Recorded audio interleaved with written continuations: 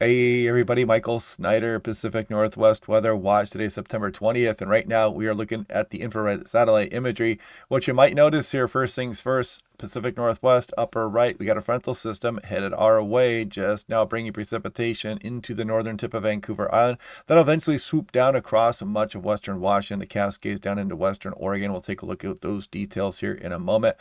Taking a look out here across the Pacific Ocean, these are what is known as the trade winds. See how these kind of reverse flow back out of the northeast, and this is what brings that gentle but pretty consistent rain to a lot of the windward slopes of the Hawaiian Islands out there. You can also see the intertropical convergence zone down there as well, and some tropical moisture that'll move back up towards California here over the next few days. So taking a look at the visible satellite imagery, the frontal system showing up quite nicely this morning. You can see we got some intrusive marine layer into the Strait of Juan de Fuca through the Chehalis Gap that is right there and in towards the Oregon coast, right up against some of the coastal range. Terrain feature showing up there. We've also got some of this remnant tropical moisture from what was Tropical Storm Mario. It did bring some thunderstorms across portions of the Oregon Cascades yesterday. We'll take a look at that here as well here in a moment to see what it's going to bring today. But yeah, frontal system, it's on its way.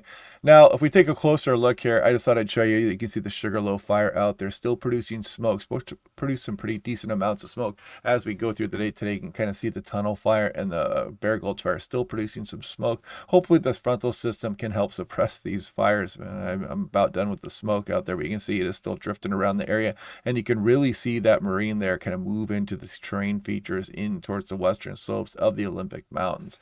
Only rainforest in the lower 48 is right here on the west slopes of the Olympic Mountains, by the way.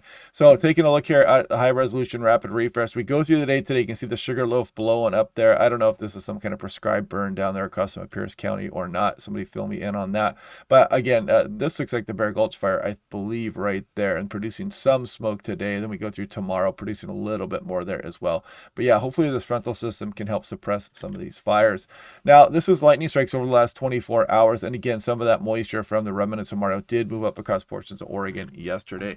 And speaking of lightning detection systems, this one is great. Got a great smartphone app. It tells you when it starts raining at your house, when lightning strikes here nearby. You flip a switch underneath this and you mount it up and broadcast to a little module in your home. Very fun weather station. You cannot beat it for the price. Click on the link down below to save 10% off. So checking the Oregon coast. Looks like, we've got pretty good coverage on the Oregon coast. A lot of tempest weather stations out there. You can kind of see how far you can zoom in. You can see exactly where people are, but you can't tell who is who or whatnot, so you don't have to worry about giving up your identification or anything like that, based on where your weather station is, so don't worry about that. And if you really wanted to, you could keep it private, but look at Long Beach. Got quite a few stations there. We got some. There's Grayland, there's Westport also. Ocean Shores has great coverage. Hoping that somebody can go ahead and make a purchase here across Copalas, Ocean Grove up towards Pacific Beach, Mo Clips. And if anybody in Tuhola that actually lives there contacts me, I'll get some money together and we will purchase one of those weather stations for you. I know not a lot of people live on this stretch of 101 there, but we do have a couple there up towards Forks. Maybe somebody will get one in the push as well. And we do have one there on Highway 112 even. Towards Clallam Bay. But yeah, fun stuff there with the Tempest Weather Station. Now let's take a look at this frontal system. So here we go on last night's European model run. Look at that system. You can't miss it. It's swinging through as we go through the day tomorrow on Sunday. But then after that, we do build a ridge. And just how much of that ridge will hang around as we go through next week? Well, you can see it set up right here, almost like a Rex block here with that upper level low off the coast of California, right there across the interior portions of the Pacific Northwest. Looking for our next system, man. This one is not looking like it's bringing much help there. That thing has been weakening, and that is, as we go through the day, Wednesday, just flatten out the ridge a little bit, but still heights above normal for this time of year. We scroll off in towards Thursday and Friday, and you see not much relief there as well. What's the Gulf of Alaska trough going to be doing? Well, we'll take a look at the extended forecast here in a moment. Now, look at the North American model on the left versus the high resolution model on the right. So this is timing of this precipitation. You can see it really hammering Vancouver Island as we go through the day today and through tonight. These are 6-hour precipitation amounts, and look at some of these totals up over 1.5 inches for some locations on Vancouver Island. It does start losing its punch a little bit here as it comes towards the Olympic Mountains, but still some decent amounts showing up. The whole rainforest is going to get a nice dousing of rainfall. Hopefully we can drop over 1/2 inch on the Bear Gulch fire. That would help suppress things. Looks like a little bit less on the high resolution model, but then you see what happens.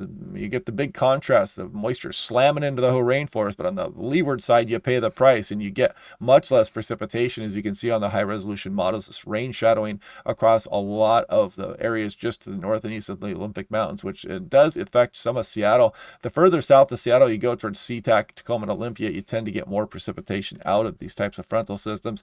But we swing through the day on Sunday. You can see we do get convergent zone activity. The North American model wants to have it a little bit stronger across North King County there, but most models do have another convergent zone kind of setting up across some of the south of Puget Sound there as well as we go on into Sunday night and on into Monday. And then we dry out for a few days, it looks like. Now, in the European ensemble members, this is the mean. So Seattle ends up with about 4/10 of an inch of rain, which is quite nice. But again, there's going to be some strong rain shadowing to the northeast Olympic Mountains.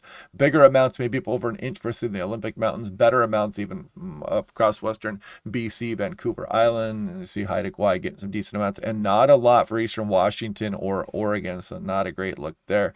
But as we scroll through the day here today, you can kind of see, again, another round of thunderstorms here for some of the Oregon Cascades and maybe some of eastern Oregon, extreme northeast Nevada into southern Idaho there as well.